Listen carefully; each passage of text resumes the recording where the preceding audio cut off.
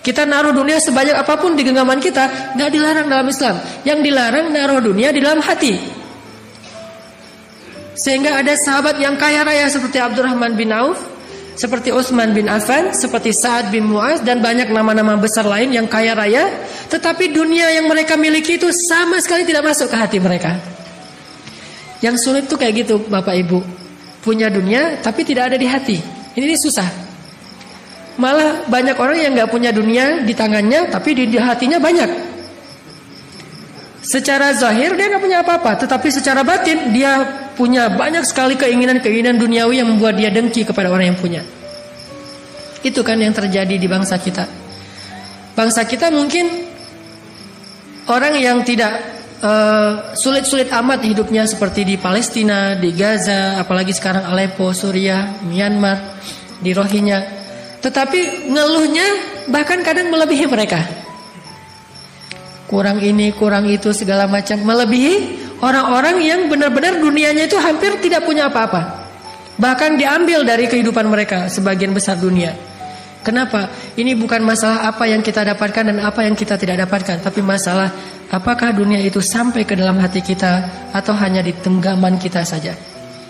Kalau udah di hati kita, itu penyakit. Hubbud dunia. Yang dilarang itu hubbud dunia, bukan memiliki dunia. Bahkan orang Islam yang punya dunia lalu dia pakai untuk fi sabilillah, itu punya keutamaan yang khusus di mata Allah. Sampai di antara sahabat dulu tuh ada adegannya.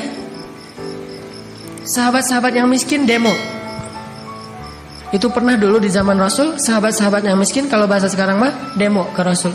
Datang satu kelompok sahabat miskin namanya Ahlus Suffah, datang menemui Rasulullah terus mengatakan, "Ya Rasulullah, dhahaba ahlud duthuri bil ujur." Ya Rasulullah, orang kaya sudah memborong pahala. Orang kaya memborong pahala. Kata Nabi, "Kaifa dzalik?" Gimana caranya orang kaya memborong pahala? Kata orang miskin, "Kalau kami sholat, mereka sholat. Kalau kami puasa, mereka puasa. Tapi kalau mereka sedekah, kami tidak bisa sedekah. Sehingga mereka memborong banyak pahala." Jadi dulu kecemburuan orang miskin kepada orang kaya bukan kekayaannya, tetapi amal soleh dengan kekayaan itu. Kan la hasada illa fisnatain. Gak boleh kita cemburu kecuali terhadap dua orang. Yang pertama orang yang berilmu dan mengajarkan ilmunya. Yang kedua orang yang berharta dan menginfakkan hartanya. Sehingga orang miskin demo karena cemburu kepada orang kaya yang bisa beramal dengan harta mereka. Zahaba ahlud duthuri bil ujur. Ya Rasulullah, orang kaya sudah memborong pahala. Kami sholat, mereka sholat. Kami puasa, mereka puasa. Mereka sedekah, kami tidak bisa sedekah. Kemudian Nabi mengatakan, setiap senyum itu sedekah. Setiap ucapan yang baik itu sedekah. Kemudian setiap tasbih itu sedekah. Setiap tahmid itu sedekah. Setiap takbir dan tahlil itu sedekah. Oh, bisa sedekah dengan kata-kata yang baik? Bisa. Tersenyum bisa sedekah. Memindahkan duri dari jalan bisa sedekah. Oh ya. Tapi lama-lama mikir juga, kalau gitu orang kaya juga bisa ya Rasulullah. Baru Rasulullah mengatakan, janganlah kalian cemburu terhadap karunia Allah kepada sebagian kalian yang tidak diberikan kepada sebagian yang lain. Tapi tahukah kita doa Nabi? Ya Allah, hidupkan saya sebagai orang miskin, matikan saya sebagai orang miskin, dan bangkitkan saya bersama orang miskin. Berani gak sih kita doa kayak gitu? Berat ya? Kalau ngomong, oh saya gak cinta dunia, ya udah ayo kita doa sekarang bareng-bareng gitu. Ya Allah, hidupkan saya sebagai orang miskin. Kayaknya belum kuat tuh, belum berani kayaknya doa gitu ya. Mending kita doa, ya Allah gak apa-apa deh kaya tapi masuk surga gitu. Itu paling aman. Kalau Nabi sampai memilih, saking gak ada nilainya dunia bagi beliau, sampai memilih, ya Allah hidupkan saya sebagai orang miskin, dan gak pernah mengeluh dengan kemiskinan. Matikan saya sebagai orang miskin, dan tidak masalah dengan itu. Khadijah pun walaupun hidupnya sebagai orang kaya, meninggalnya dalam keadaan fakir, bahkan gak punya warisan apa-apa. Dan bangkitkan saya bersama orang miskin, karena orang miskin masuk surga 500 tahun lebih dulu daripada orang kaya. Tapi kalau orang kaya yang dermawan masuk surga, surganya jauh lebih tinggi daripada orang miskin. Ini kan pilihan ya. Jadi orang kaya, oh surganya nanti kalau saya dermawan lebih tinggi. Jadi orang miskin, tapi kan saya lebih duluan masuk surganya. Ini sama-sama punya keistimewaan. Makanya bagi kaum muslimin, dunia itu gak masalah. Abdurrahman bin Auf yang kaya raya, sedikit pun dunia tidak ada di hatinya. Satu hari istri-istri Abdurrahman bin Auf menghidangkan makanan berbuka puasa untuk Abdurrahman. Macam-macam varian menunya. Ada daging kambing, ada ayam, ada segala macam. Wah, rotinya dengan bermacam ragam. Ketika Abdurrahman melihat hidangan yang sangat berlimpah, Abdurrahman menitikkan air mata, nangis. Lalu istrinya bertanya, "Ma yubkika? Apa yang membuat kamu menangis?" Abdurrahman mengatakan, "Ada orang yang lebih soleh dari saya, tetapi meninggalnya tidak punya kain kafan, kecuali sehelai selimut kecil, yang kalau ditutup kepalanya kelihatan kakinya, yang ditutup kakinya kelihatan kepalanya. Dia adalah Mus'ab bin Umair dan Hamzah bin Abdul Muthalib. Mereka berdua lebih soleh dari saya, tetapi hidupnya susah. Mungkin kesolehan mereka itu Allah ingin balas di akhirat saja, tidak di dunia. Sedangkan saya yang gak lebih soleh dari mereka, mungkin amal saya yang sedikit sudah dibalas di dunia dengan berlimpah. Terus dapat jatah apa saya nanti di akhirat? Ya Allah, ampunkanlah saya." Coba gitulah Abdurrahman bin Auf.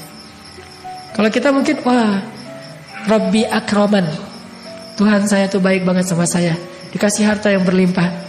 Kalau Abdurrahman bin Auf menangisi kekayaannya. Ada gak sih sekarang orang yang sedih, nangis, terus temennya nanya, "Kenapa nangis, Mas?" "Ya, kok saya kaya ya?" Nangis kaya teh. Ada nggak orang sekarang gara-gara kaya nangis? Yang banyak gara-gara miskin nangis. Ini gara-gara kaya. Sedih aja nih orang kaya. Naiknya mobil mewah Alphard, di dalam mobil wajahnya wajah orang yang sedih. Terus ditanya sama supirnya, "Pak, kenapa sedih terus?" "Ya, saya naiknya kok Alphard ya." Gitu. Bukan naik misalnya motor biasa atau sepeda ontel. Kok naiknya Alphard? Kenapa bukan naik becak? Kayak ada orang naik onta yang onta merah, yang harganya satu ekor onta 500 juta. Naik onta sedih. Kenapa? "Saya kok naiknya onta merah ya, bukan keledai." Gitu. Ini sedikit sekali orang yang bisa seperti Abdurrahman bin Auf. Hartanya berlimpah, tetapi itu hanya di genggamannya, tidak ada sedikit pun di dalam hatinya. Untuk bisa seperti itu kita butuh latihan. Cara latihannya kita belajar betapa akhirat itu lebih baik daripada dunia. Kalau udah yakin akhirat lebih baik daripada dunia, semuanya akan mudah. Ada kisah yang saya selalu terngiang-ngiang tentang dua orang sahabat. Dua-duanya senior nih. Yang satu namanya Abu Lubabah, yang satu namanya Abu Dahdah. Abu Lubabah punya pohon korma satu-satunya, dan itu subur banget pohon kurmanya, tumbuh di sebelah rumah anak yatim, sehingga dia agak miring sedikit pohon kurmanya dan tumbuh di sebelah rumah anak yatim. Zaman dulu rumah orang Arab kalau orang miskin mah tidak ada atap, jadi terbuka gitu atap langit. Karena pohon kurmanya rindang, sehingga kalau buah-buah kurma itu jatuh, ada juga yang jatuh ke dalam rumah anak yatim. Dan anak yatim itu ketika ada yang jatuh ke dalam rumahnya, namanya anak kecil, diambil jadi cemilan. Jadi kalau anak sekarang permen, dulu mah korma, makan sama anak yatim. Abu Lubabah tahu ternyata buah kormanya ada yang dimakan sama anak yatim yang jatuh ke dalam rumah mereka. Akhirnya Abu Lubabah mengadu kepada Rasulullah, ngelaporin anak yatim. "Ya Rasulullah, itu anak-anak pada ngambil korma saya dan saya gak rela." Dipanggil, Rasulullah gak tahu kalau itu anak yatim. Ketika dipanggil menghadap ke Rasul, ditanya, "Kenapa kalian makan?" "Oh, kami kira kami punya hak di situ, soalnya kami anak yatim." Baru Rasulullah tahu ternyata itu anak yatim. Langsung Nabi mengatakan kepada Abu Lubabah, "Ya Abu Lubabah, maukah kamu punya pohon kurma di surga?" "Gimana caranya ya Rasulullah?" "Wakafkanlah pohon itu kepada anak yatim, maka Allah akan menggantikan untuk kamu satu pohon kurma di surga yang kalau kamu berjalan di bawah naungannya 100 tahun, kamu belum keluar dari naungannya." 100 tahun jalan di bawah pohon itu, belum keluar dari bayang-bayang naungan pohon tersebut. Saking rindang dan besarnya pohon di surga. Mau gak kamu dapat pohon kurma di surga dengan wakaf pohon kurma di dunia? Apa kata Abu Lubabah? "Ya Rasulullah, itu satu-satunya harta yang saya punya." Bahasa halus dari menolak, gak mau. Rasulullah juga tidak marah, tidak memaksa. La ikraha fiddin. Lagi pula bagaimanapun Abu Lubabah ini ahlu Badar loh. Ikut, dia veteran Badar. Yang Allah sudah mengatakan lakukan apa yang kalian suka, Allah maafin. Ya Rasulullah, itu pohon kurma satu-satunya yang saya punya. Oh ya sudah, udah pulang aja. Begitu Abu Lubabah dan anak yatim pulang, Abu Dahdah datang. Abu Dahdah bilang, ya Rasulullah, saya tadi nguping mendengar percakapan engkau dengan Abu Lubabah. By the way, kalau bahasa kita ya, by the way, kalau saya yang melakukan itu, saya dapat nggak apa yang engkau janjikan di akhirat? Kata Nabi, tentu, kamu dapat apa yang Allah janjikan. Oh ya, assalamualaikum, waalaikumsalam. Pergi dia, ngejar Abu Lubabah. Ya Abu Lubabah, ya Abu Lubabah. Abu Lubabah menoleh ke belakang. Ada apa ya Abu Dahdah? Kata Abu Dahdah, ya Abu Lubabah, kamu tahu nggak kebun kurma milik saya di Madinah? Kata Abu Lubabah, siapa yang tidak tahu kebun kurma milik Abu Dahdah? Di dalamnya ada 600 pohon kurma. Mata airnya jernih mengalir terus menerus. Bahkan ada vilanya di dalam, luas sekali. Kebun kurma yang paling subur, kualitas kurma terbaik di kota Madinah. Siapa yang nggak tahu? Memangnya kenapa? Kata Abu Dahdah, mau nggak kita tukaran, tapi tukaran bahasa Indonesia ya, bukan bahasa Jawa. Kalau bahasa Jawa tukaran berantem. Mau nggak kita barter nih? Tukar guling. Kamu kasih pohon kurma kamu yang di sebelah rumah anak yatim ke saya, nanti saya kasih kebun saya untuk kamu dengan 600 pohon kurma. Ditukar. Kata Abu Lubabah, cius, kata kita mah. Beneran ini mah? Kata Abu Dahdah, benar. Oh boleh kalau gitu. Tadi ditawarkan surga, Abu Lubabah bilang itu harta satu-satunya yang saya miliki. Sekarang ditawarkan 600 pohon kurma Abu Dahdah, dia langsung mengatakan deal, setuju. Udah akad setuju. Kemudian Abu Dahdah datang ke pohon kurma tadi, bertemu dengan anak yatim dan mengatakan, wahai anak-anakku, mulai sekarang pohon ini milik kalian, makanlah sesuka kalian. Lalu Abu Dahdah membawa Abu Lubabah pulang ke kebunnya. Dan di kebun itu dia melihat istrinya sedang mengumpulkan buah-buah kurma yang jatuh ke tanah bersama anaknya Abu Dahdah. Abu Dahdah berkata, wahai istriku, wahai anakku, keluarlah dari kebun ini. Istrinya bertanya, kenapa ya Abu Dahdah? Kebun ini sudah saya jual. Berapa kamu jual? Kepada siapa kamu menjualnya? Kata Abu Dahdah, saya menjualnya kepada Allah dan Allah membayarnya dengan surga yang lebih baik daripada dunia.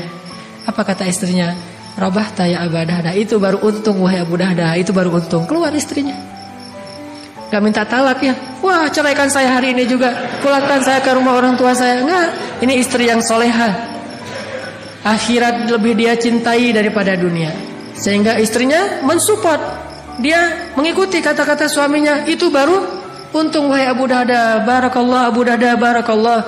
Lalu ketika Nabi mendengar apa yang dilakukan Abu Dahdah, Nabi mendoakan keberkahan bagi keluarga Abu Dahdah dan Allah ganti nikmat di dunia dan di akhirat. Dia tetap menjadi orang kaya, tumbuh lagi hartanya berkah, dan di akhirat pun dia mendapatkan kebun-kebun kurma yang setahun dikelilingi oleh malaikat Jibril, belum bahkan keluar dari pinggirnya saja.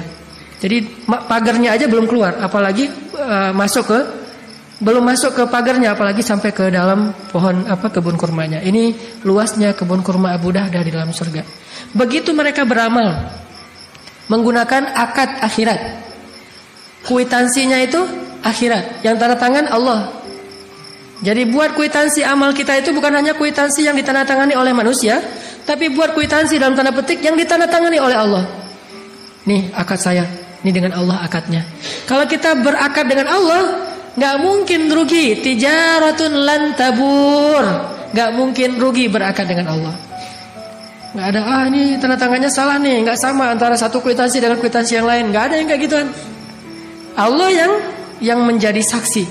Sehingga kalau kita berakad untuk Allah Subhanahu wa taala, idzan la yudayyi'akallah. Allah gak akan mengecewakan kamu. Ini kisah yang bagi saya luar biasa. Benar-benar terngiang-ngiang, kok bisa Abu Dahdah merelakan 600 pohon kurma. Dan satu pohon kurma itu Bapak Ibu kalau kita hitung, kalau sekali panen rata-rata satu pohon kurma itu menghasilkan sekitar 50, paling sedikit 50 kg kurma. Bahkan bisa sampai 100 sampai 150 kg kurma. Satu pohon kurma 100 kg. Dan kalau kurmanya kurma terbaik di atas ajwa, Harganya 1 kilonya itu sekitar 300 real. Hampir 1 juta 1 kilo. Jadi 1 pohon kurma sekali panen menghasilkan 50 juta. Bayangin 600 pohon kurma. 600 pohon kurma.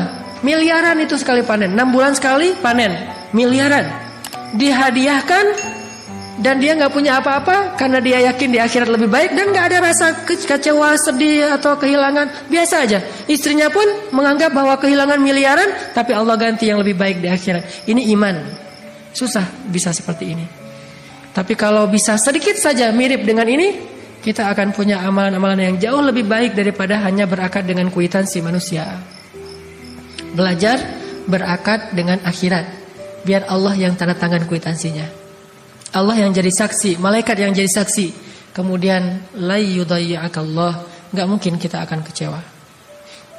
Ada lagi kalimat dari seorang imam para ulama, yaitu Imam Hasan Al-Basri, tabi'in. Bahkan disebut dengan istilah imamnya para tabi'in. Kan tabi'in ini ada beberapa tokoh tabi'in yang terkenal. Ada sebaik-baik tabi'in adalah Uwais Al-Qarani. Kemudian pemimpin para tabi'in itu Ibnul Musayyib, Sa'id Ibnul Musayyib atau Musayyab. Dan Hasan Al-Basri imam dalam kebijaksanaan. Apa kata Imam Hasan Al-Basri? Dunia dan akhirat itu seperti timur dan barat. Dan kita berada di tengah-tengah. Dunia dan akhirat seperti timur dan barat. Dan kita berada di tengah-tengah. Ketika kita condong ke timur, maka kita menjauh dari barat. Ketika kita condong ke barat, berarti kita menjauh dari timur. Gak mungkin kita condong kedua-duanya sekaligus. Itu dalam urusan hati. Beda dalam urusan amal. Kalau dalam urusan amal, kadang bisa mendapatkan dunia akhirat sekaligus. Kalau dalam urusan amal, bersedekah, akhirat dapat, dunianya Allah lipat gandakan. Memberi nafkah, bekerja untuk memberi nafkah kepada keluarga, dunia dapat harta, akhirat itu pahalanya lebih besar daripada pahala infak fi sabilillah. Kalau niatnya nafkah keluarga. Kalau dalam amal, dunia akhirat itu bisa jalan berbarengan. Tapi kalau dalam urusan hati, gak bisa. Hati itu tidak condong kecuali ke salah satu arah. Makanya Allah berfirman tentang bab adil dalam urusan perasaan, walan ta'dilu. Kalian gak mungkin adil walaupun kalian berusaha. Kalau urusan perasaan gak mungkin adil. Bahkan Nabi ketika ditanya siapa orang yang paling engkau cintai, kata Nabi Aisyah. Tentunya karena Khadijah sudah wafat, yang sezaman maksudnya, yang hidup. Siapa orang yang paling engkau cintai di antara yang hidup? Aisyah, kata Rasulullah. Padahal beliau punya Hafsah, Sofia, Maria dan banyak nama-nama istri beliau. Tapi tetap kalau cinta, Aisyah yang paling dicintai. Tapi kalau nafkah, adil di antara semuanya. Sehingga setelah Nabi membagi-bagi nafkah kepada semua istri beliau, beliau mengangkat kedua tangannya mengatakan, ya Allah, inilah yang saya mampu adil. Maafkanlah saya jika ada yang saya tidak mampu adil, yaitu perasaan. Begitu juga urusan dunia akhirat, gak mungkin adil. Saya mah mencintai dunia dan akhirat itu proporsional, gak bisa. Kalau kita condong ke dunia, berarti kita menjauh dari akhirat. Ini kalau hati. Kalau condong ke akhirat, berarti menjauh dari dunia. Sehingga seorang Ali bin Abi Thalib, ketika dia menjadi khalifah yang keempat, dia mengatakan, ya dunia, talaqtuki salas. Wahai dunia, aku telah mentalak kamu dengan talak 3. Gak ada jalan untuk rujuk buat kita. Jadi gak usah goda-godain saya. Kita udah gak bisa rujuk. Kecuali kamu nikah dulu, muter-muter, setelah itu dicerain baru datang ke saya lagi. Susah. Ya dunia, talaqtuki salas. Wahai dunia, saya sudah mentalak kamu dengan talak 3. Artinya talak bila rujuk. Talak yang tidak bisa lagi rujuk. Ini urusan hati. Apakah kemudian setelah itu Ali gak makan? Makan. Tapi makannya pakai mulut, bukan pakai hati. Jadi jangan makan hati. Makannya pakai mulut. Makan, kebutuhan. Pakai kendaraan, pakai. Pakai pakaian, pakai. Punya tempat tinggal, punya. Bahkan punya pembantu, punya. Karena itu kebutuhan untuk keluarganya. Istrinya punya banyak anak. Anak dari Fatimah, ditambah lagi setelah Fatimah wafat, nikah dengan Asma bintu Umais, punya anak juga. Butuh pembantu untuk merawat anaknya, merawat keluarga. Tetapi semua itu tidak dia lakukan dengan perasaan atau hatinya. Makanya urusan dunia mah gak usah baper. urusan dunia, jangan baper-baper banget. Urusan akhirat aja yang baper. Begitu baca la uqsimu biyaumil qiyamah, langsung gemetar. Ketika baca ulaika humul warisun alladzina yarithunal firdausa hum fiha khalidun. Semangat, baper untuk urusan akhirat. Ya ayyuhalladzina amanu hal adullukum ala tijaratin tunjikum min azabin alim. Hai orang-orang yang beriman, mau gak aku tunjukkan perniagaan yang menyelamatkan kalian dari api neraka? Semangat langsung gitu. Itu baper akhirat. Kalau baper dunia, midnight sale. Wah, mana midnight sale? Browsing, cari diskon 50% segala macam. Baper kan? Kita mungkin secara manusiawi agak baper dalam urusan dunia. Semangat, sedih, kecewa, bahagia, urusan dunia. Itu udah manusiawi. Tetapi kita juga harus belajar punya perasaan yang bahkan lebih dari itu dalam urusan akhirat. Bahagia, kecewa, sedih, senang, urusan akhirat. Kenapa kita sedih? Karena hari ini sholatnya telat. Kenapa kita bahagia? Alhamdulillah bisa sedekah, alhamdulillah bisa beramal soleh, alhamdulillah bisa memaafkan kesalahan orang lain. Kenapa? Begitu kita maafin kesalahan orang, Allah maafin kesalahan kita. Semangat, senang gitu. Karena akadnya kwitansi akhirat, bukan hanya kwitansi dunia. Amal akan jauh lebih mudah ketika kita belajar akhirat. Ahabba ilaihi, lebih dia cintai. Kalla bal tuhibbunal ajilah wa tadharunal akhirah. Kata Allah tadi di Al-Qiyamah, kalian lebih mencintai ajilah dunia dan kalian mengabaikan akhirat. Padahal walal akhiratu khairul laka minal ula wal akhiratu khairu wa abqa. Akhirat lebih baik daripada dunia dan akhirat lebih baik dan kekal. Belajar berakad untuk akhirat, belajar mencintai akhirat lebih daripada dunia. Ada lagi kisah yang luar biasa juga yang saya pernah baca tentang istri solehah yang lebih mencintai akhirat daripada dunia. Selain istrinya Abu Dahdah, ada istrinya Umar bin Abdul Aziz, khalifah yang adil kelima. Kan Khulafaur Rasyidin dalam Islam itu ada 6, walaupun yang terkenal 4, Abu Bakar, Umar, Utsman, Ali. Nah, yang kelimanya Umar bin Abdul Aziz dan yang keenamnya Nuruddin Zinki, gurunya Salahuddin Al-Ayyubi. Nah, Umar bin Abdul Aziz punya istri solehah banget, namanya Ummu Iyal, nama panggilannya. Nama aslinya Fatimah binti Abdul Malik. Abdul Malik itu kakaknya Abdul Aziz. Jadi Fatimah sama Umar sepupuan. Jadi nikah sepupu nih. Ketika Umar bin Abdul Aziz menjadi khalifah, dia sibuk mengurus umat. Umar bin Abdul Aziz melihat istrinya sedang memakai perhiasan warisan dari orang tuanya. Jadi Fatimah ini keturunan raja-raja. Kakeknya raja Marwan, ayahnya raja Abdul Aziz, Abdul Malik, saudaranya raja, adiknya raja, kakaknya raja, suaminya raja. Jadi di sekelilingnya Fatimah raja semua itu secara bergiliran. Pertama kakeknya Marwan, itu raja Bani Umayyah. Kakeknya meninggal diganti dengan Abdul Malik, ayahnya itu juga raja. Pamannya gubernur Abdul Aziz, suaminya Umar bin Abdul Aziz raja juga. Kakaknya nanti setelah Umar bin Abdul Aziz raja juga. Adiknya juga raja. Tinggal di istana, warisan dari keluarganya tuh banyak, emas, permata. Suatu hari ketika Umar bin Abdul Aziz menjadi khalifah, Fatimah lagi membuka box perhiasan. Dia pakai, namanya juga perempuan, tabiatnya senang berdandan dan itu sesuatu yang sifatnya fitrah, tidak dicela. Selama tidak berlebihan. Dia jadi fitting gitu ya, ganti, oh ini cocoknya ini, terus saja gitu sibuk di kamar.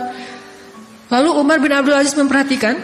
Tiba-tiba Umar bin Abdul Aziz datang dan mengatakan, wahai kekasihku, wahai Fatimah, engkau pilih harta itu atau memilih aku? Diadu nih antara harta dengan suami. Kamu pilih harta atau aku? Apa maksudnya? Kalau kamu pilih harta, kalau kamu pilih aku, maka wakafkanlah semua perhiasan ini kepada Baitul Mal agar kita bagikan kepada fakir miskin. Tidak boleh ada satu perhiasan pun di rumah seorang khalifah atau di rumah seorang raja. Tidak boleh. Wakafkan semua ini kepada Baitul Mal dan kita berikan kepada fakir miskin. Walaupun itu harta bukan semuanya pemberian Umar, banyak warisan orang tuanya. Tapi kalau kamu memilih harta, maka tinggalkanlah aku. Kita ambil jalan sendiri-sendiri. Apa kata istrinya? Wahai suamiku, tidak ada yang di dunia ini yang lebih aku cintai setelah Allah dan Rasul kecuali engkau. Sam'an wa ta'atan, sami'na wa ata'na. Diambil semuanya, masih ada di bawah tempat tidur. Oh ternyata masih ada lagi. Kumpulin semuanya, nginfakin, wakaf ke Baitul Mal. Sejak saat itu mereka jatuh miskin dan tidak punya apa-apa di rumah. Sampai bisa begitunya seorang istri Khalifah Ar-Rasyidin, sehingga dia digolongkan oleh para ulama termasuk perempuan yang paling ajaib dalam sejarah Islam. Ini karena akadnya akhirat.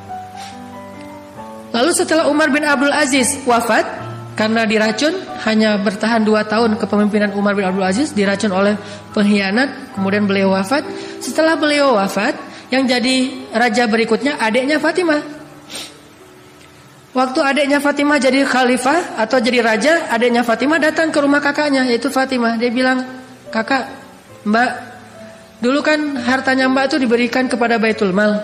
Belum saya bagi, masih saya simpan tuh. Kalau Mbak mau, saya balikin nih kepada Mbak harta-harta perhiasan Mbak yang dulu diberikan kepada Baitul Mal. Soalnya Umar bin Abdul Aziz sudah wafat." Dia mengatakan apa Fatimah? Ma'azallah. Dia mengeluarkan air mata, dia nangis. Ma'azallah. Saya tidak mencari akhirat karena Umar bin Abdul Aziz. Saya mencari akhirat karena Allah Subhanahu wa taala. Kalau saya menyembah Umar bin Abdul Aziz, sesungguhnya Umar Abdul Aziz telah wafat. Tapi kalau saya menyembah Allah, Allah hayyun la yamut, maha hidup dan tidak wafat. Gak mau dibalikin lagi. Ini cinta terhadap akhiratnya yang dia bangun untuk mencintai pasangannya, mencintai manusia, mencintai siapapun, karena dia cinta kepada Allah dan meyakini akhirat lebih baik daripada dunia. Memang ajaib.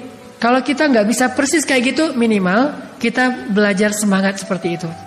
Mungkin untuk bisa niru sahabat tabi'in sampai ke sekelas ini butuh waktu buat kita.